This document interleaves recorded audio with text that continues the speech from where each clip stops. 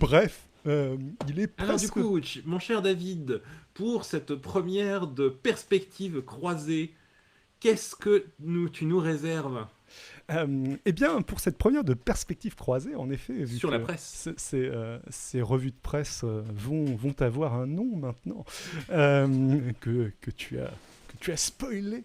Euh, eh ben, on va parler de Chine. C'est un pays que... On va parler de Chine. ouais, on va Donc on parler va aller chiner dans les brocantes. on va chiner dans les brocantes chinoises et on va résumer l'ensemble de la Chine en une petite heure parce qu'on est doué et qu'on qu'on y arrive, quoi. Non, on va pas résumer l'ensemble de la Chine, mais on va parler de trois sujets qui sont pas vraiment liés. On va expliquer un petit peu ce que c'est qu'un white monkey. On va ensuite Le phénomène très amusant. ouais, très rigolo qu'en plus on a un peu vu de près, enfin en tout cas moi je l'ai vu d'assez près. As-tu pratiqué, David? Bah, je sais pas, techniquement parlant, de ce que je vois de la définition, pas tout à fait, mais vraiment pas loin, quoi. Ah, je veux dire, quand je Ah, donnais des cours d'anglais en Chine, tu as été un white monkey adjacent. Non, ouais. donner un cours d'anglais, c'est pas exactement un white monkey. C'est à la borderline, je suis d'accord avec toi. Bon, je termine le sommaire avant qu'on rentre dans les détails, vu Mhm. que là on est quasiment en train d'expliquer. On va parler du crédit social chinois, on va faire un petit peu de debunking autour de ça. Le crédit social, c'est... Ah bah oui, le crédit social, c'est Black Mirror. Ils essayent de contrôler que tu jettes plus jamais un papier dans la rue. exactement, et si jamais tu jettes trop de papier dans la rue, ton score baisse et tu es immédiatement mis en prison et tu ne peux plus prendre l'avion, me Et tu es semble-t-il. qualifié de mauvais citoyen. Exact. Ce qui n'est pas 100% faux, mais comme on va le voir, pas 100% vrai en fait. Voilà, exactement. On va faire le tri entre ce qui est C'est vrai et ce qui est faux là-dedans, et c'est assez intéressant. C'est pas du tout. On va c'est super intéressant. ouais. C'est vraiment cool. Et puis on va terminer en parlant un petit peu arts martiaux. On va avoir une belle transition là-dessus. On va expliquer Ouais. comment est-ce que les maîtres de Tai Chi font pour battre les combattants de MMA. Pour C'est bien arrêter les ça? balles à main nue. Voilà. On Exactement. va parler de Chiu Xiaodong, un combattant de MMA chinois, un peu sur la fin de sa carrière, qui en fait fait de l'équivalent de debunking des affirmations de pouvoir surnaturel de grands maîtres d'arts martiaux chinois, parce que en Chine ils en font beaucoup. Et les Chinois y croient beaucoup, et donc c'est quelque chose d'intéressant. Je vois au passage que tu parles de Shina, le chevalier de l'aigle sur le chat. J'ai reçu un petit masque Shina, je te montrerai ça tout à l'heure. Mais bon, bref. Je vois le Donc, rapport là. euh, Chine, China, tout ça. ouais. Du coup, c'est quoi un white monkey en fait? C'est un Et singe blanc? ben, C'est eh ben, plutôt des white monkey jobs, des travaux voilà, pour white monkey. Enfin, c'est du ça. travail pour white monkey, Mais l'expression. donc, en fait, les white monkeys, c'est en fait l'occupation. Donc, en Chine, on a des boulots en Chine où le travail, c'est de ne pas être chinois, en fait. C'est d'être un blanc, un européen, mais ça peut être aussi un noir, et d'être présent. Ouais, généralement, la manière que j'ai vue le plus courante de le définir, c'est des boulots dont la seule, qui se pratique uniquement en Chine ou éventuellement dans d'autres pays d'Asie, mais je crois que c'est très spécifique à la Chine, C'est très spécifique à où la Chine. la seule qualification, généralement, c'est la couleur de ta peau. Euh, Voilà. euh, Tu as, tu as le level 0, en fait, où tu vas juste être hôte d'un événement publicitaire et où le produit que tu es censé advertise a très envie d'avoir des gens européens blancs qui vont faire un petit show un peu ridicule autour de leurs produits. T'as des cosmétiques qui amènent des blancs bien bodybuildés et qui font ouais, dans un centre commercial, regardez comme c'est beau notre.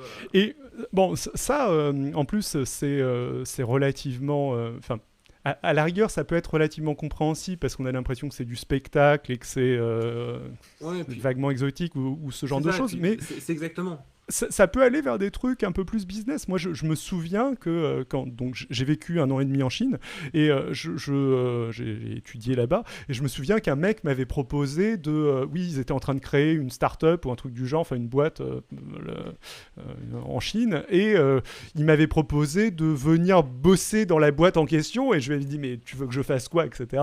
Il m'avait expliqué que c'était pas important, en fait, fallait juste que je sois là c'est en quelque sorte s'acheter une image, une certaine respectabilité, en disant hey, regardez, on a la boîte est ouverte à l'international, on a un partenaire. Et donc ça c'est ce que j'allais dire, c'est le level 2 des White Monkeys. T'as des gens aussi, en fait pour faire du shopping, t'as une fille riche qui va engager un mec blanc baraqué pour jouer son garde du corps. C'est parce que avoir un garde du corps chinois, c'est pas chic. Par contre, avoir un beau mec étranger, ça prouve que t'es quelqu'un d'important, tu vois. Et pour frimer auprès des gens qu'elle connaît. T'as des hommes d'affaires qui engagent un faux secrétaire, un peu comme David, pour venir dans un meeting, pour parler anglais, pour faire style. Ouais, j'ai des contacts à l'étranger. Tu as tous les niveaux entre rejoindre une entreprise dans un conf call. Je l'ai pas fait, hein, le truc en question, non, l'exemple que je donne, mais de ce que j'ai compris, c'était même pas parler anglais dans un meeting, c'était vraiment juste être là. Je pense que la discussion se serait passée en chinois. Rémi demandait dans le chat si c'était bien payé. En fait, j'ai l'impression que c'est un peu une succession de petits boulots où tu vas être payé à la journée. Mais c'est journalier. Les chiffres que j'ai vus sont plutôt relativement élevés. Il me semble avoir en tête genre 50 € la journée, mais relativement élevé pour la Chine. Voilà, relativement. Enfin, c'est même très élevé pour la Chine, en fait. Et on va dire que c'est suffisant. Pour quelqu'un qui le fait vraiment très fréquemment pour vivre en Chine en fait pour un occidental avec des coûts qui vont être plus élevés généralement que tu peux te payer un appart précaire sans trop de difficultés avec ça si tu le fais à peu près tous les jours. Tu peux je sais pas comment ont évolué les prix en Chine, mais quand j'y étais, moi je devais payer 150 € par mois, 250 au plus, et c'était des trucs relativement chers. Tu peux te loger pour 100 €. Tu pouvais te loger à Guangzhou, dans une très grosse ville chinoise, pour 100 € par mois là-bas. Donc en le faisant à tous les jours, 50 € par jour, ça ferait du 1500 € par mois. 1500 € par mois, c'est large. Je pense que tu peux très bien te débrouiller. Enfin, bon, c'était en 2007 hein, quand j'étais là-bas, donc les prix ont évolué. Que tu pourrais faire tous les jours ensuite. Oui, sachant que c'est très aléatoire, etc. Donc je pense qu'au final, tu es relativement précaire, mais tu dois pouvoir, j'imagine, vivoter, ou en tout cas, ça peut faire un revenu complémentaire et ensuite, assez cool. Et ensuite, attention, tu as le level 3. Coucou Simon. Mais peut-être qu'on devrait le mettre sur l'autre article, le Deruchigai, qui est vraiment l'ultime White Monkey. Alors, avant ça, je rajoute un truc, c'est que la transition, c'est que ce genre de job, il y en a qui sont un petit peu plus légitimes et plus logiques que d'autres. Le plus logique, finalement, c'est faire mannequin pour une compagnie. Voilà. Je pense que actuellement, les différentes boîtes qui vendent sur AliExpress et qui ont généralement des mannequins occidentaux, qui sont généralement pas vraiment des mannequins, sont un gros pourvoyeur de White Monkey job. Bon, ça aussi, moi, ça m'était arrivé une fois de me faire aborder dans la rue, et c'est arrivé à plein d'occidentaux, par un mec qui demande est-ce que tu veux être modèle? Alors là, tu te dis, putain, on reconnaît enfin ma beauté à sa juste valeur, généralement, t'es hyper flatté par le truc en question, et puis bon, après, tu te rends compte que n'importe quel blanc ferait l'affaire. Voilà, que n'importe quel blanc ferait l'affaire, et que donc, c'est arrivé globalement à peu près tous les occidentaux qui... Je sais pas si nos spectateurs voient qui est le Deruchigai. Et le Daoshi Wise, guys, c'est donc le White Monkey le plus connu. Ultime. Le Ultime. plus connu au monde. Ouais. Qui a été payé probablement une centaine d'euros grand max pour sa photo. Et donc c'est un professeur d'anglais, il me semble, quelque part Dans la Chine rurale, a priori. dans la Chine rurale profonde, qui a accepté de prendre quelques photos pour une marque de matelas. Et en fait, il a une telle... sa photo fonctionne bien, il a une ressemblance avec Steve Jobs, il est plutôt... et il fait sérieux, il a des lunettes, tout ce que tu veux.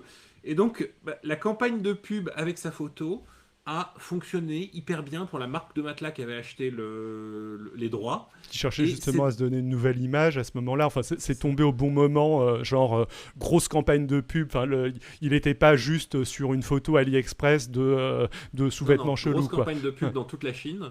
Ouais. Et donc, on voyait la photo. Et maintenant, il y a des boutiques d'Eruchi, qui est une marque chinoise. Hein, le nom ne veut absolument rien dire. Quasiment dans toute la Chine, je crois qu'il y en a plus de 3000. Et ils vendent énormément avec sa photo qu'ils ont acheté 100 boules une fois. Et ce qui est assez rigolo, c'est que tu as un petit peu l'impression que c'est le créateur de la marque, en fait, Oui, ils jouent à fond quand dessus. tu vois ça, alors que c'est un obscur professeur d'anglais qui a priori, selon la légende, été payé $1 500 ou un truc. Ma légende était à 100 euros. Enfin, 100 dollars à peu près. Par contre, t'es sûr à 100% que que Absolument pas c'est sûr. chinois, ouais. Ouais. Oui, J'avais un oui, doute, mais je suis. ouais, ok. Et si ça ne l'est pas, on va être corrigé très bientôt, donc parce que Ex- rien n'est. Exactement, c'est le moment de faire des recherches Google C'est dans le ça. Une vitesse effrénée pour bien prouver qu'on a tort. dans le Enfin, dans, dans le chat. Voilà, donc j'espère que ça, c'était l'introduction sur les White Monkeys, c'était un petit peu le on a une vidéo assez sympa sur le sujet si vous voulez voir plus en profondeur. Et si c'est trop compliqué de lire, hein, parce que bon, on sait bien que voilà, je te propose de la mettre dans le chat parce que je l'ai pas avec moi tout de suite, mais je la retrouverai. ok, on vous la donnera sur les réseaux sociaux. Moi, le truc le plus proche que j'ai fait en Chine, c'était aussi les cours d'anglais qui sont aussi rigolos à raconter. C'est-à-dire qu'un Australien m'a recruté dans la rue pour me proposer de donner des cours d'anglais quand j'étais en Chine à de jeunes enfants. Et je lui dis, mais écoute, mec, je suis français en fait, donc je sais pas si je suis la personne idéale pour donner des cours d'anglais. Ça, pour le coup, je l'ai fait une fois ou deux, et sa réponse était non, mais t'inquiète pas, y aura pas de souci. On dira que t'as un accent bizarre parce que t'es australien. Et j'ai donné 2 fois des cours c'était hyper éprouvant d'ailleurs. J'ai aucune autorité et c'était assez. Mais bon, du coup, il y a des trucs chelous qui arrivent en Chine juste parce que tu n'es pas de la couleur locale, voilou. Ça, c'était plus pour raconter un truc rigolo avant de se lancer dans le vrai sujet, puisque Ouais. le gros sujet, ça va surtout être le crédit social chinois. Le Alors, qu'est-ce que fameux social score Ouais, chinois, le grand truc Black Mirror où à partir de maintenant, si tu jettes un papier dans la rue, tu es immédiatement étiqueté mauvais citoyen et on te prive d'accès à tout service public, on t'empêche de sortir de chez toi. C'est ouais, ça, non? presque, presque. Donc, en gros, globalement, ce que les gens ont en tête avec le social score chinois, c'est que le gouvernement chinois a mis en place ou est en train de mettre en place un système hyper centralisé où il note chacun de ses citoyens et où ton accès à un certain nombre de services publics, transports, etc., est dépendant de D'un ton score score, numérique. d'un score numérique. Ce qui est extrêmement flippant décrit comme ça. Ce qui est peut-être, enfin c'est pas non plus complètement exclu que l'aboutissement de ce système à très très long terme puisse ressembler à ça, mais c'est pas vraiment C'est pas ce qui se passe en fait. ouais, Il y a des problèmes de traduction déjà. ouais, Et vas-y. enfin, un truc qu'il faut voir que la perception qu'on a en Occident de la Chine n'est pas bonne, c'est que la Chine n'est pas monolithique dans son pouvoir. le pouvoir central chinois a très peu d'influence sur la vie des citoyens au quotidien. Il y a beaucoup de délégations, beaucoup de choses locales. Aussi, ce qu'on appelle crédit social, qui est en fait une mauvaise traduction, c'est pas une réforme, c'est un ensemble de réformes visant à lutter contre les incivilités. Là, je ne suis pas en train d'essayer de recracher de la propagande, je veux juste Alors, mettre visant à deux choses, en fait. Visant à lutter contre les incivilités, sachant qu'on va voir que incivilité, ça a une acceptation très très large. Hein, ça va de la fraude, de la création de boîtes et de sociétés pyramidales jusqu'à pas jeter de papier par terre. Voilà, d'un autre côté, mettre en place un système qui permette de faire en sorte qu'une part plus grande de la population chinoise ait accès au crédit. Alors, il y a un certain nombre d'éléments qui sont Black Mirror-esque. On va le voir, mais c'est pas exactement le même truc. Donc, ce qu'on peut, je pense, dire, c'est qu'il y a vraiment deux branches. Il y a la branche 2 tiers de la population chinoise, de ce que j'ai lu, n'ont pas de compte en banque ou n'avaient pas de compte en banque en 2018 ou ce genre de choses. Enfin, ce genre de date, les articles sont un peu vieux, sont pas de l'année en question. Ça a peut-être évolué, mais une part significative de la population chinoise n'a pas accès, n'a pas de compte bancaire. Généralement, quand tu veux donner un crédit à quelqu'un, enfin quand tu fais un emprunt ou quand on donne une carte bancaire aussi, où tu as un niveau de confiance au truc, généralement, dans la plupart des pays, tu te bases sur l'historique bancaire de la personne en question. Plein de choses, l'identité, le numéro de sécurité sociale, est-ce que tu as eu une activité... Enfin, tu peux garantir que la personne existe, tu peux garantir que la personne va... C'est plus facile dans les pays occidentaux. Ensuite... comment tu fais pour déterminer est-ce que quelqu'un va rembourser un crédit si tu lui accordes et pas simplement disparaître? Ça aussi, c'est une question qui est pas triviale en fait. Ouais.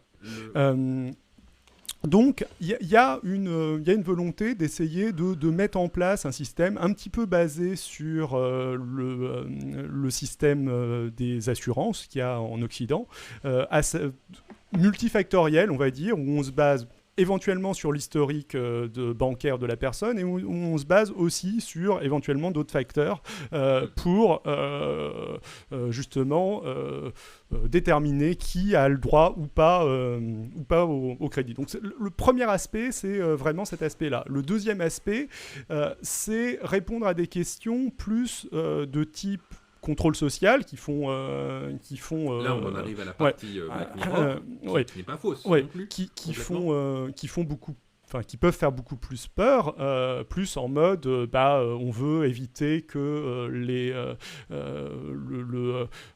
quelqu'un se comporte incivilement dans un aéroport, on veut aussi inciter des gens à être donneurs d'organes, un peu chelou de mélanger ce genre de choses. Donc, dans ces deux cas, il y a le système centralisé et le système décentralisé. Donc, on a ces 4 dimensions. Le système centralisé on va dire, contrôle social, il ne va pas du tout être basé sur un score chiffré à l'heure actuelle. Il va être basé sur des blacklists et des redlists. C'est-à-dire que, généralement, ça va être géré par secteur. Les compagnies d'aviation... Par ville même, des fois. Pardon ? Oui, alors, au niveau centralisé, c'est géré par secteur. Au niveau décentralisé, c'est géré par ville. Et là, je voulais juste parler de ce qui est, de ce qui est centralisé, de ce qui est mais ensuite, étatique. Qui en effet, voilà. De ce qui est étatique. Alors, centralisé, c'est-à-dire centralisé à travers le pays, mais géré par tout un tas d'agences différentes. Une agence qui s'occupe des transports, une autre agence qui s'occupe d'Internet, une autre agence qui s'occupe d'autres choses. et ces différentes agences vont à chaque fois des avoir... compagnies privées aussi. Et collaborer avec des compagnies privées et maintenir des listes de personnes qui n'a pas payé, par exemple, son téléphone. Donc, on ne veut pas lui réouvrir de contrat, ce genre de choses. Le truc, c'est que ça existait déjà en Chine, comme ça existe en fait dans pas mal de pays. En fait, une boîte, si tu payes pas je sais pas dans quelle mesure c'est vrai en France, mais dans certains pays, si jamais tu ne payes pas ton abonnement Internet de manière récurrente, il y a un moment où tu vas avoir... Internet te blacklist, en fait. Ouais, tu vas avoir voilà, exactement. Et même chez nous, il y a des fichiers de mauvais payeurs se partagent les compagnies, parfois. Semi-légalement des fois. Enfin, mais et il y a des systèmes d'interdit bancaire aussi en France qui est spécial parce que celui-là il est public et qu'il est censé être plus encadré que les fichiers de mauvais payeurs. Voilà, justement, donc l'idée quand la Chine lance ce grand projet multifactoriel avec plein de trucs divers où ils savent pas vraiment où est-ce qu'ils vont aller, c'est pas mal justement de centraliser tout ça et d'organiser tout ça de manière un petit peu plus rationnelle. Donc aussi, pour quelque chose de bien, et en fait c'est pour ça que les Américains sont arrivés à peu près à la même méthode pour lutter contre les discriminations. Parce que, en fait, à partir du moment où les banques doivent prendre leurs décisions d'accès à des trucs, où les compagnies doivent prendre leurs décisions d'accès à des trucs sur des critères flous, toutes les populations défavorisées se retrouvent à ne pas y avoir accès parce que ce sont des gens favorisés. Enfin, il y a de la discrimination dans ce genre de choses. En fait, les Américains sont passés à un credit score, un score de crédit comment ça s'appelle, chiffré, objectif, parce que globalement, quand un blanc devait décider si un noir devait avoir un crédit ou pas, il lui accordait jamais. Ouais, alors... c'est une des choses... Ça peut être une amélioration, en fait. Alors, ceci dit, là, tu es repassé au mode chiffré. Moi, j'étais vraiment juste sur le système des blacklists, red list. Sur le système des blacklists, red list, c'est des trucs qui existaient déjà au niveau des compagnies. De la même manière que ça existe dans les pays occidentaux aussi au niveau des compagnies. Tu peux te retrouver blacklisté sur des agences de location aux États-Unis, par exemple. Ce genre de choses. Par contre, le truc est de mettre en place ce qu'ils ont mis en place dans le cadre du social credit, c'est une plateforme commune où toutes les entreprises d'un même secteur pouvaient partager ces blacklists entre elles. Donc ils ont davantage centralisé le truc. Et même si toutes ces blacklists sont gérées par des agences, par des entreprises et des agences gouvernementales différentes, tout passe maintenant par une même plateforme. Par une même plateforme. C'est un premier changement du truc qui a un petit côté Black Mirror par certains côtés. Par ailleurs... ce que je veux dire, c'est que ça passe par une plateforme et donc, malgré tout, ça donne un pouvoir du pouvoir central potentiellement pour limiter des discriminations, pour contrôler un peu qui se retrouve sur ces listes et pour pouvoir en être retiré. C'est par rapport à des choses que font les entreprises privées de leur côté. C'est pas à 100%. Enfin, ça peut être mal utilisé, ça peut être bien utilisé. Exactement. Tout à fait. Ça peut être mal utilisé ou bien utilisé. Après, il y a aussi une blacklist qui est particulière au milieu de tout ça. C'est la blacklist des gens qui ont des problèmes avec la justice et soit ne se sont pas rendus à leur procès ou ont été condamnés mais n'ont pas payé ce qu'ils devaient. On reviendra là-dessus un petit peu plus en détail des amendes avec des exemples tout à l'heure. Et en fait, le truc, c'est que si tu n'as pas payé ton amende, tu te retrouves très fortement pénalisé dans la mesure où, je me rends compte que j'ai pas posté le tweet, dans la mesure où cette blacklist, elle va être communiquée de manière top-down à d'autres blacklists et ton credit score, l'aspect purement financier qui te donne, qui juge si jamais tu peux faire des emprunts ou pas. Ce qui veut dire que si jamais tu te retrouves condamné par la Avec justice des amendes en retard. et avec des amendes en retard et que tu ne les payes pas, tu vas te retrouver privé de compagnie d'aviation, privé de transport en première classe dans des trains, ce genre de choses. Ce qui est assez flippant par certains côtés. C'est assez flippant. À côté, c'était un problème extrêmement récurrent en Chine de ne pas arriver à faire, comment ça s'appelle, respecter les décisions de justice. Beaucoup de gens ne payaient jamais les amendes parce que globalement, ensuite l'État n'avait pas tellement envie d'envoyer en prison quelqu'un qui ne peut pas ou refuse de payer une amende. Ouais. Les prisons pour pauvreté, même Alors, en Chine, on n'aime pas trop. Sachant qu'il y a aussi une logique, donc dans le côté défense du système, officiellement, il y a, et ça semble pas mal tenir la route, il y a une logique à globalement priver ces gens priver ces gens qui n'ont pas payé leurs amendes, du coup, de leur loisir et du superficiel dans la logique du gouvernement chinois. C'est-à-dire que ce qu'ils ont choisi de bloquer, les vols en avion, le voyage en train en première classe, c'est vu comme étant des loisirs, et l'idée est, tant que tu n'as pas payé ta dette, tu n'as pas accès à ces loisirs. Après, ça a des conséquences qui sont aussi beaucoup plus cheloues et un peu plus flippantes, où ça t'empêche aussi de mettre tes enfants dans des écoles privées, par exemple, où là, on demande un petit peu le côté loisir, en plus pénalisation des enfants qui ont rien à voir là-dessus. C'est juste l'Ancien Testament. Je suis un Dieu de vengeance qui punit les fils pour les péchés du père. Moi, je dis, ils sont juste extrêmement chrétiens.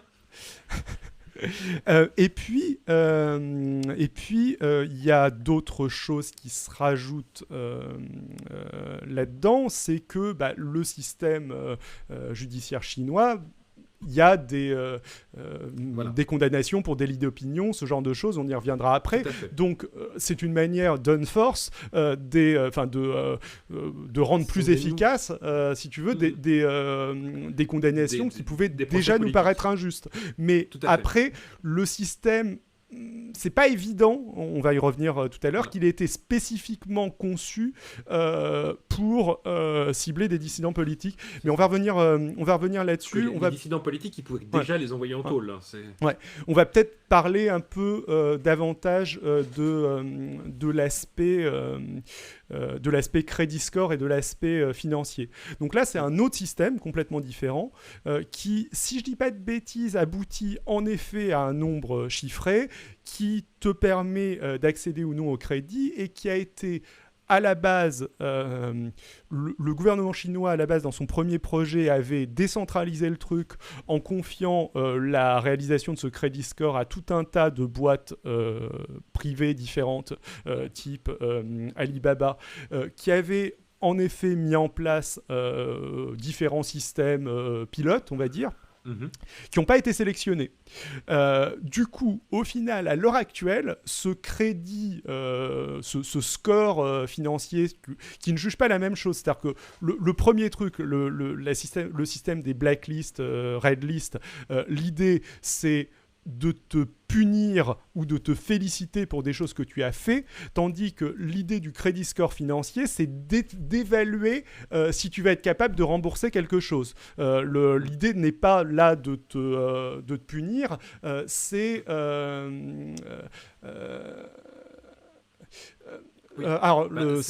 c'est en fait de permettre de fluidifier, je sais que beaucoup de gens vont pas aimer ce terme, de fluidifier les marchés financiers. Que les banques n'aient pas peur de prêter et que ce qu'ils prêtent ait plus de chances d'être remboursé. Ça ressemble beaucoup au système qui existe aux États-Unis. Donc tu peux peut-être le décrire un peu plus. Ouais. Le credit score qui a été justement implémenté dans les années 70, il me semble, quelque part par là, et pour remplacer, pour remplacer un système discriminant un peu absurde, un peu obscur, de chaque banque devait évaluer au cas par cas sur des critères personnels comment il abordait les capacités de remboursement de chaque client, et forcément très discriminant vu qu'il y avait de l'arbitraire de la banque sur les populations discriminées. Ensuite, il y a quand même pas mal de problèmes qu'on pourrait évaluer avec ce système aux États-Unis, parce qu'en fait, le credit score, comme il est aujourd'hui, il mesure combien tu as emprunté, combien tu peux emprunter, et il divise ça par combien tu as remboursé et te donne des malus pour à chaque fois que tu as eu des retards de remboursement ou des problèmes quand tu as trop emprunté par rapport à tes revenus. Alors, qu'est-ce qui se passe en fait? Ça veut dire que plus tu as de crédits disponibles, et sachant qu'aux États-Unis, les gens utilisent très peu des cartes de débit comme nous les Européens en fait, mais ils utilisent des cartes de crédit qui sont des mini crédits revolving déguisés, c'est-à-dire que quand tu payes avec une carte de crédit, la banque paye immédiatement, te prête cet argent, et à la fin du mois, tu le rembourses. Alors, il me semble, j'espère ne pas dire de bêtises, mais il me semble que le système chinois, justement, de carte de crédit est basé sur le système américain. Et qu'en fait, quand on parle d'accès au crédit, on parle aussi, globalement, d'accès à un compte bancaire, quoi. Mais donc, moi, ce que je trouve d'extrêmement vicieux, en fait, dans ce système, c'est que plus tu as de crédit disponible et plus tu le rembourses bien, plus tu pourras emprunter ensuite. Ça veut dire que plus tu utilises ta carte de crédit, plus tu as de cartes de crédit disponibles en même temps, plus tu vas avoir une note satisfaisante. Donc en fait, le système t'encourage à prendre de la dette, même quand on n'a pas besoin, et avoir l'habitude d'être endetté. Ce qui est un des trucs que je trouve très vicieux systémiquement aux États-Unis, et donc qui m'interroge avec le système chinois. Mais ça, c'est mon côté européen-français où on n'emprunte pas quand on n'a pas besoin. Ouais, en effet. Et alors, du coup, la manière dont eux ont mis ça en place, donc ils avaient ce programme pilote lancé par un certain nombre de boîtes chinoises, dont Alibaba avec son crédit Sésame. Au final, ils ont considéré que ce n'était pas satisfaisant justement parce qu'il y avait des conflits d'intérêts, etc.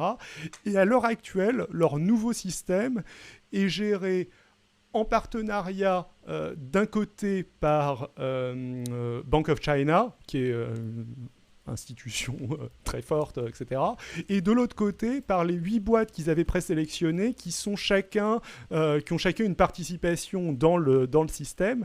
Et ils partagent des informations, mais ils ne partagent pas toutes leurs informations. C'est-à-dire que ces boîtes ont toujours moyen, si je ne dis pas de bêtises, et encore une fois, je me base sur les informations de 2018, de délivrer des équivalents de cartes bancaires, etc.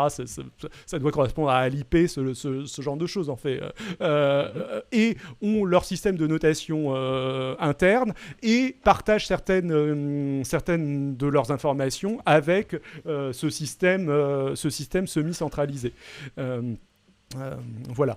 Et donc, de l'autre côté, l'espèce de grosse blacklist judiciaire dont je parlais tout à l'heure peut aboutir à des effets sur ce système centralisé de crédit. C'est-à-dire que tu peux te retrouver pénalisé au niveau... Globalement, tu peux te retrouver...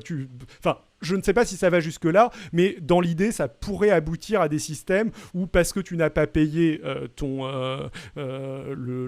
ta condamnation lors d'un procès, tu ne peux plus utiliser ta carte bancaire via ce système top-down. Il y a donc là, on a un petit peu fait les deux côtés du crédit. On a fait le système centralisé des blacklists, whitelists. Tiens, un petit détail sur les blacklists de voyage. Les blacklists de voyage, ça existe aussi aux États-Unis de manière extrêmement effrayante. Ce qu'on appelle la no-fly list, qui est en fait un ensemble de différentes listes entre le département d'État et les différentes compagnies aériennes sur des gens qui sont soupçonnés, en fait l'équivalent d'une fiche S, qui ont un vague soupçon d'être des terroristes et qui n'ont pas le droit de voler sur le ciel américain. Après les émeutes au Capitole, par exemple, beaucoup de gens qui ont participé à ces émeutes ont été ajoutés sans possibilité de recours ni aucun contrôle judiciaire à ces listes arbitrairement et n'ont pas pu rentrer chez eux en avion. Alors, j'ai aucune sympathie pour eux, mais le fait que ce soit un process qui se fait de manière aussi obscure, moi, m'interroge beaucoup. Alors ensuite, bon, c'est les Américains, ils font... Ouais, et je rajoute aussi que j'ai cru lire qu'il y a des systèmes un peu similaires toujours aux États-Unis. Alors, les articles qu'on a lus sont essentiellement en anglais, en fait, et du coup, on a des exemples de trucs américains, mais c'est pas pour dire qu'il n'y a pas d'équivalent en Europe. Hein, mais il me semble avoir compris qu'aux États-Unis, dans certains États, peut-être pas au niveau national, tu peux te retrouver avec ton permis de conduire confisqué parce que tu as été condamné et que tu n'as pas payé tes frais de justice ou ce genre de choses. Il y avait aussi les fameux la privation de droits civiques dans certains États lors des dernières élections aux condamnés qui n'avaient pas payé leurs frais de justice. Donc c'est bon, ça va pas aussi loin, peut-être. Il y a certains États qui ont ramené l'équivalent de la prison pour dette, hein, donc, mais ce serait un sujet à part entière. Si quelqu'un veut qu'on en parle, on fera une autre fois. Ouais, carrément, mais c'est pas si éloigné. Alors, on n'est absolument pas en train de dire que c'est bien, hein, mais c'est pas si éloigné de ce qui se passe par certains côtés. Notre point, c'est que le système de social score, tout ça, en Chine, n'est pas très très éloigné de ce qui se passe dans le reste du monde. Voilà. Ils se mettent au niveau des grandes démocraties avancées. Ouais. Après, le truc... alors, un truc qui est très spécifique et que je trouve particulièrement flippant, c'est que donc, ces listes, ces blacklists et ces whitelists, avec cette forme de centralisation sur un site web, donc toujours géré par des agences séparées, mais les infos sont au même endroit, et le gouvernement globalement semble aller vers le fait de croiser ces informations, ce qui est aussi relativement flippant, mais ça se cumule avec un truc qui est à mon sens très spécifique à la Chine, le shaming. C'est-à-dire que tu vas te retrouver avec des publications de listes de noms des mauvais payeurs. Un des exemples qu'il donne, c'est des compagnies de téléphone où tu appelles quelqu'un, il n'a pas payé sa ligne de téléphone, donc tu as un petit message automatique avant qu'il réponde en te disant « Attention, monsieur Bob n'a pas payé sa dernière facture de téléphone, c'est un mauvais payeur, mais vous pouvez quand même lui parler, mais attention, il n'est pas digne de confiance. » Et hop, tu es en relation avec la personne en question. C'est très, pour le coup, dystopique, je trouve, cet aspect-là, mais c'est pas vraiment... Où les mauvais payeurs ont des sonneries de téléphone spéciales qu'ils peuvent pas éteindre, donc à chaque fois qu'ils reçoivent un appel en public... tout le monde sait qu'ils sont des mauvais payeurs. Ouais, tu as des affichages sur des billboards, enfin sur des panneaux d'affichage dans la rue, ce genre de choses, des mugshots, donc des photos type de commissariat affichées avec le... Enfin, c'est vraiment du shaming et c'est... moi, je trouve ça vraiment... choquant et assez dystopique, mais c'est pas vraiment ce dont on parle habituellement quand on parle de ce Crédit Score. Et tu as introduit aussi un autre truc, c'est tout ce qui se fait au niveau des localités. C'est-à-dire que au niveau du crédit financier, du score financier, il y a eu un certain nombre d'initiatives privées.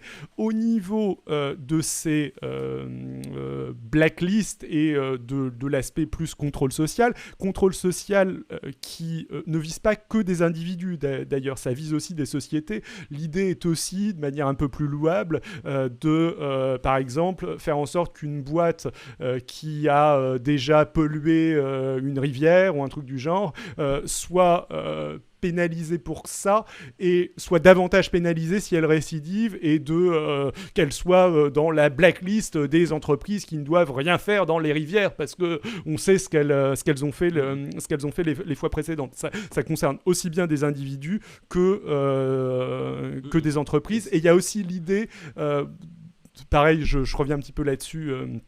Parce que on l'avait pas abordé, c'est un point assez intéressant qui est pour le coup plutôt dans les bons côtés entre guillemets du système. Il y a aussi l'idée, en tout cas ils le vendent comme un moyen d'éviter qu'un mec qui crée par exemple une société pyramidale ou une arnaque puisse fermer sa boîte, recréer sa boîte ailleurs ad vitam aeternam, c'est-à-dire qu'il est blacklisté du secteur ce qui est un problème dans nos pays, ça.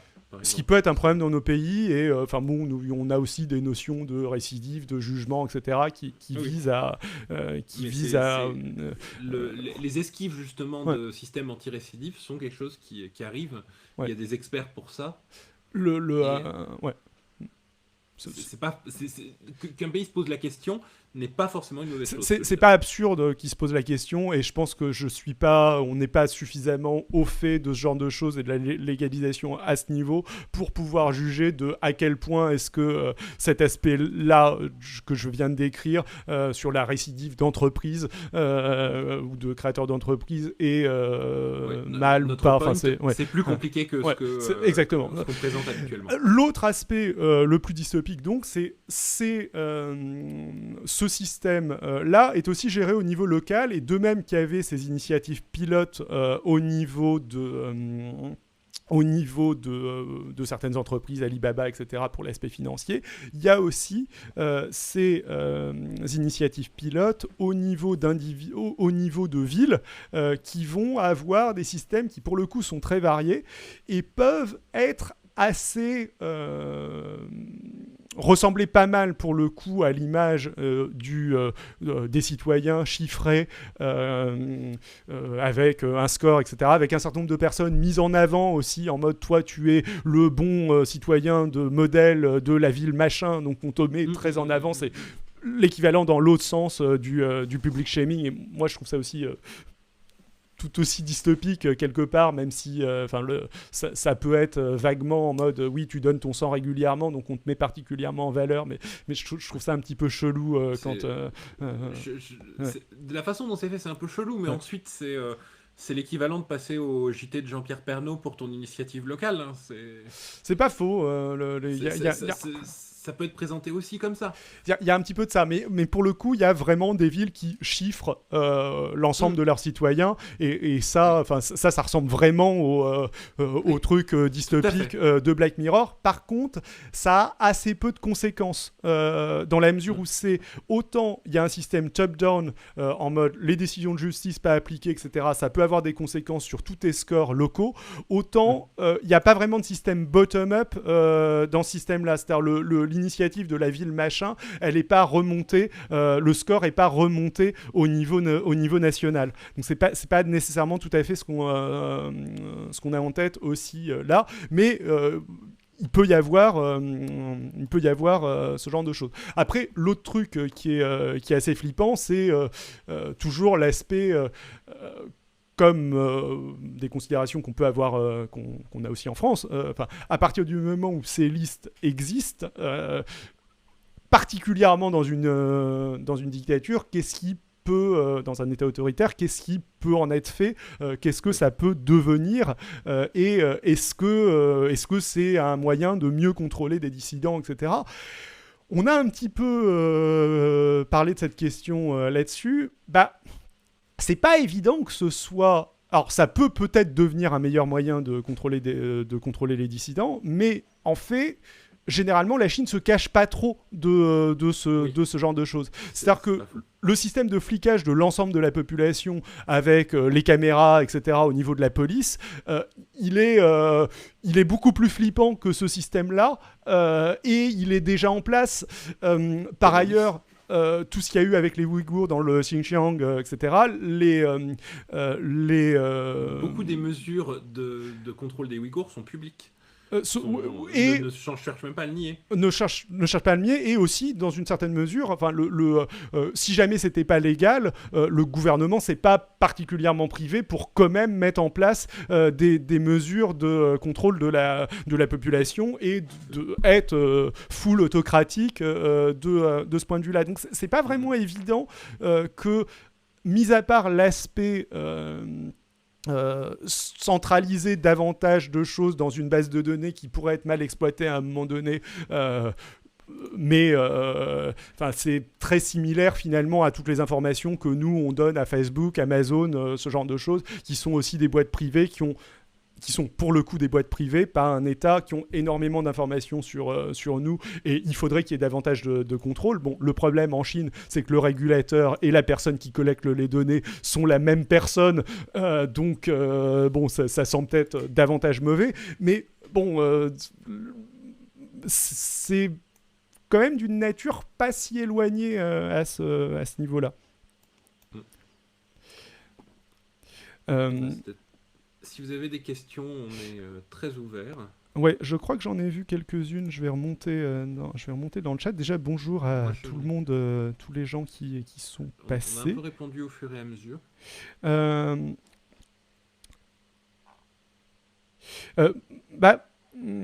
Andy posait la question, est-ce que ce système a été conçu pour une question et est-ce qu'il est utilisé pour c'est dur de répondre à la question dans la mesure où le système en question a été finalisé en 2020. Il vient tout juste d'être terminé et ça a l'air d'être toujours un draft. Je ne sais pas d'ailleurs, la plupart des articles que j'ai là datent plutôt de 2019-2018. Du coup, il y a peut-être des trucs qui sont outdated à ce niveau-là, mais c'est pas... c'est pas évident de répondre, mais c'est pas non plus forcément pour autre chose que l'objectif affiché. Ouais. Après, c'est fait de manière... Enfin, il y a plein de trucs qui sont flippants et chelou. Ce qui est assez intéressant aussi, c'est que dans certaines villes, justement, ce score chiffré, ces initiatives locales sont mal passées par il y a eu des mouvements sociaux, la population locale a râlé, etc. Et du coup, ils ont annulé le système en question. On peut aussi voir le fait que le Sesame Score, etc., enfin les scores lancés par des entreprises privées type Alibaba, etc., ont finalement été annulés. C'est peut-être aussi lié au fait que ça c'est pas si bien que ça, et ils testent des trucs, ils voient un petit peu ce qui passe pas, un peu comme en Occident, hein, finalement, mais voilà, je pense que j'avais un autre truc en tête. Alors, est-ce que tu peux balancer le lien de l'article dont on est en train de parler sur le chat ? Alors malheureusement, je peux pas te balancer, je peux vous balancer les liens de plusieurs articles, mais en fait c'est relativement compliqué pour moi de le balancer dans le chat. Je vais le faire, mais je te laisse animer pendant ce temps-là, ça va me mettre un moment. Ok. Alors, on va bientôt passer à l'article suivant.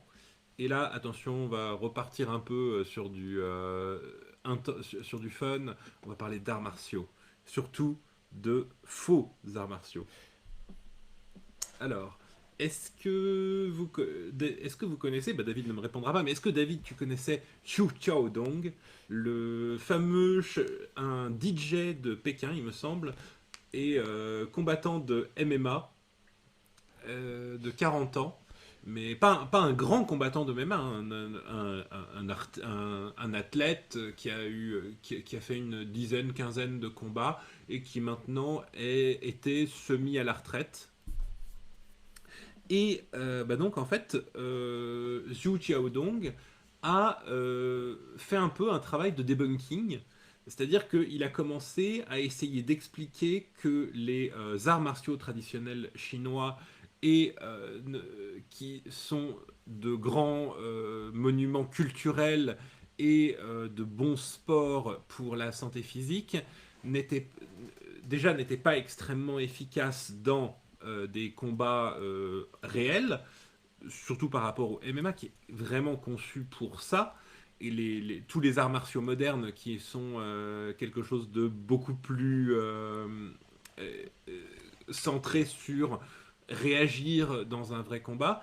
Et surtout en Chine, les maîtres d'arts martiaux traditionnels ont énormément tendance déjà à dire qu'ils sont plus forts que tout le monde et et certains font des affirmations extrêmement pensées magiques. Ils sont capables d'arrêter quelqu'un, d'assommer quelqu'un sans même le toucher. Et donc, Qiu Jiaodong a défié de prouver leurs affirmations, de prouver leurs affirmations à certains maîtres des arts martiaux, particulièrement qui prétendaient des choses complètement bullshitesques. Oui, voilà, le bullshido, le monde merveilleux des arts martiaux fictifs. Comme dit Alex, je crois Comme dit. que Jean-Michel Abrassard en a déjà parlé en podcast. Enfin, j'ai même C'est ça. écouté le. Et donc, une des personnes qui a accepté le défi de Zhu Xiaodong, c'est Wei Lei, un grand maître du Tai Chi, qui prétendait qu'il allait mettre que Zhu serait incapable de lui mettre un seul coup de poing et qu'il allait le mettre par terre juste avec la force de son poing doux. Alors le Tai Chi, je ne sais pas si vous voyez, c'est un quasi-art martial qui est une sorte de gymnastique de mouvement très lent. Et certes, c'est historiquement quelque chose de très important en Chine. C'est une très bonne forme d'exercice physique pour garder la forme que même des gens très faibles et fatigués peuvent faire. C'est pas un art martial efficace du tout. Et du coup, Xiu et Wei Lei ont organisé un combat public filmé pour le faire. Et Wei Lei a fait des mouvements, blablabla. Et en fait, je vous conseille, on vous mettra la vidéo en lien. Euh, Wei Lei, le combat a fini en 10 secondes. Wei Lei s'est mangé un pain dans la figure et il est tombé par terre. Et en fait, je vous conseille pas de la voir pour satisfaire vos penchants sadiques parce que ça n'a rien de satisfaisant cette vidéo parce qu'on voit que le mec est surpris quand le poing lui arrive dans la figure. On voit qu'il était absolument persuadé du bullshit qu'il racontait. Qu'il était absolument persuadé que jamais le poing ne pourrait l'atteindre. Et Xiu Xiaodong a bien dit que il y avait absolument rien de magique de son côté pour battre un gars comme ça. Je veux dire, il n'est même pas un très bon fighter de MMA. Il a 40 ans, il a fini sa carrière, il est sur la fin de son. Je vais aller regarder le lien de cette vidéo qu'on m'envoie, mais c'est probablement celle-là. Oui, non, ça c'est celle du Wing Chun. D'accord. Je peux la donc, mettre si. c'est pas la peine de la mettre. Je vais en parler ensuite. J'allais l'évoquer. Ça, mais du coup, après le succès de cette vidéo, déjà, ça a fait Xiu Xiaodong s'est fait insulter de partout parce qu'on l'accusait de vouloir manquer de respect à la tradition chinoise. Et beaucoup de bullshido artistes ont dit oui, on va vendre on va venger, pardon, pas vendre, venger les arts martiaux chinois et ont défié Zhu Diaolong. Et donc, parmi ces gens-là, il y avait, comme nous a montré Simon, c'est ça, le Li Hao, un maître du Wing Chun. Je ne sais pas si vous voyez ce qu'est l'art martial, le Wing Chun. C'est l'art martial de Yip Man, qui fut le maître sur lequel il y a eu une série de films très très réussis. Le maître de Bruce Lee, c'est ça? Et qui fut le maître de Bruce Lee, mais qui a eu surtout une importance. En fait, au-delà d'être le maître de Bruce Lee, il a été le premier à moderniser les arts martiaux chinois, à les transformer en une ligue sportive accessible à tous, plutôt que des écoles extrêmement fermées avec des élèves devant obéir à leur maître respect, et à importer des idées, à moderniser un peu le truc. Et du coup, Ding Hao est un élève d'un élève de Yip Man, et malheureusement, alors que justement ça a été un des arts martiaux qui ont participé à la modernisation, par le fait qu'il est devenu tellement légendaire, il y en a beaucoup qui sont partis dans le rêve, la pensée magique que tu peux résister à n'importe quel boxeur, battre n'importe quel, te battre dans n'importe quelle situation grâce au Wing Chun, sachant que justement Bruce Lee, une grande partie de son apprentissage a été de se rendre compte des limitations d'un art martial aussi formel par rapport à une situation réelle. Mais donc, vous pourrez aller voir ce combat aussi qui est intéressant aussi et un peu triste Ouais. de Ding Hao essayant des trucs tchouf tchouf tchouf comme dans les films de Yip Man, mais face à quelqu'un qui met juste une garde à peu près raisonnable et tente des coups de poing directs dans la face, ça sert pas à grand chose.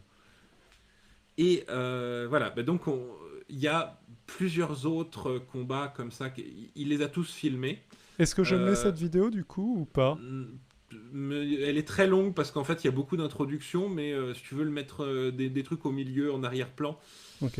Oui, oui, le secret du coup de poing direct dans la face et d'une garde à peu près montée par rapport aux arts martiaux. Ensuite, je suis pas en train de dire que les arts martiaux sont. En fait, Zhu Jiaodong non plus n'est pas en train de dire que les arts martiaux ne sont pas des choses importantes. C'est un sport superbe. Ben voilà, vous voyez la garde de Wing Chun. Attention.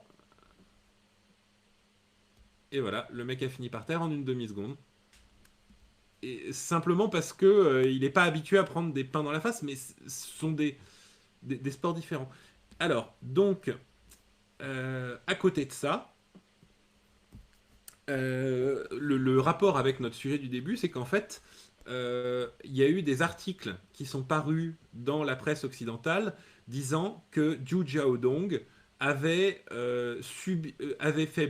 perdu du credit score et qu'il était maintenant en D et qu'il ne pouvait plus acheter des tickets d'avion ou, ou des maisons. Mais alors donc, en fait, ce qui s'est passé, c'est que à côté des combats, un maître de tai chi lui a dit des choses qui lui ont pas plu. Il l'a traité de connard publiquement. Le maître de tai chi a porté plainte devant une cour et la cour a donné raison au maître de tai chi et a condamné Zhu Jiaodong à 40 000 boules, je sais plus combien. 58 000. Oui, 60 000 boules d'amende et à faire des excuses publiques. Sachant Et que c'est ça qui il est a. assez intéressant C'est ça. parce que justement, il a payé l'amende, mais Il n'a pas fait des excuses publiques. Je euh, t'entends plus. Si, c'est bon, je t'entends. si, si, enfin, ça a l'air de... Oui, Ouais. non, c'est bon, c'est revenu. Ouais. Donc il a payé l'amende, mais il a refusé de faire des excuses publiques. Et du coup, bah, alors, l'article est pas ouf, hein, l'article Cet article est assez faux. que je suis en train de lire. Le crédit score D, je ne sais pas exactement si c'est un vrai truc ou pas, mais c'est pas nécessairement évident. Mais a priori, ce que je comprends qui s'est passé, c'est qu'étant donné qu'il a refusé de payer ce à quoi il a été condamné, bah du coup, il y a eu les effets top-down de Love Thunder qui refuse de payer se sont activés et, Du coup, et il a du été coup, obligé bah, d'aller à un des combats où il est que justement contre un autre maître d'arts martiaux Bullshido. Est-ce que en bus, il a fait 29 heures de bus d'après le. vu qu'il n'avait plus accès au vol en avion, Et au train. j'imagine au train en première classe, et ce qu'on retrouve habituellement, et plus accès au crédit, etc. Ce genre de choses. Alors, donc c'est un exemple de dissident, enfin, pas forcément de dissident, mais de quelqu'un Mais qui a dit quelque chose qui voilà. éventuellement on peut considérer que ça plaisait pas aux autorités, même si c'est pas franchement évident que En fait, c'est pas que euh, le juge n'a vraiment pas aimé en fait. Le ouais, juge l'a puni de manquer de respect aux traditions chinoises en ouais. quelque sorte, en décrétant une amende aussi forte. Après, c'est pas non plus... clairement. Après, c'est pas évident qu'il y ait une politique publique de défense du tai chi. J'en ai... Ah si. Il y a eu, mais d'ailleurs ça a évolué, entre autres grâce à lui. Ok, Mais d'accord. le tai chi a été présenté comme passeport national, mais en tout cas trésor national culturel, et les affirmations bullshidoesques sans être poussées par l'État n'étaient pas démenties et faisaient partie du folklore que tout le monde aimait. En fait, ça fait rêver un Intéressant, peu tout le monde. je savais pas du tout pour le coup. C'est Ouais. ça fait en fait c'est des choses qui font partie de la culture nationale à défendre à l'étranger, euh, un peu comme nous on ferait l'exception culturelle française, mais c'est Après, dans un pays ouais. assez patriote, donc ça se Ouais. manifeste un peu différemment. Simon, enfin, c'était ce à quoi tu réagissais, dit 60 000 dollars, Oui, c'est salé, et c'est encore plus salé en Chine. En fait, oui. c'est Mais vraiment très, très, très violent comme. tu noteras que je l'avais intégré dans ce que je Ouais. disais sans même m'arrêter. Efficacité. Bon, Voilou. Bon, on a un petit peu fait le tour des articles dont on voulait des parler articles aujourd'hui, hein. dont on voulait parler. Éventuellement, on peut revenir sur 2-3 petits trucs. Et encore, je pense qu'on a fait, qu'on a à peu Mhm. près fait le tour. Mais euh, en fait, je trouve que quand on regarde ça, on se rend compte que il ne semble pas y avoir d'équivalent de la CNIL en Chine. Le Euh, Great Firewall of China. je crois que l'objectif n'est pas tout à fait le même. Euh, si je Ça ne, protège les ouais, citoyens. si je ne fais pas erreur. Et je pense que on le sent pas mal. Et quelque part, en France, quand on a eu Adopi et le fait qu'Adopi ait échoué, Adopi, c'est un mécanisme qui ressemble fortement à ce genre de mécanismes qui sont mis en place en Chine. C'est aussi un Mhm. système de blacklist, etc., ce genre de choses, si ce n'est que ça n'a jamais marché en France parce que justement ce n'était pas conforme aux lois en question. Donc il y a vraiment une spécificité de la Chine et il y a tout un tas de trucs qui sont assez flippants avec ce système. Après, c'est pas si éloigné que ça de ce qui se passe, en Occident. Un autre truc qui est généralement cité, qui fait plus ou moins partie de ce genre de choses, c'est la volonté des autorités chinoises d'interdire l'utilisation. Enfin, c'est généralement présenté en Occident comme interdire l'utilisation de pseudo. En fait, c'est pas exactement interdire l'utilisation de pseudo, mais c'est interdire l'anonymat sur Internet.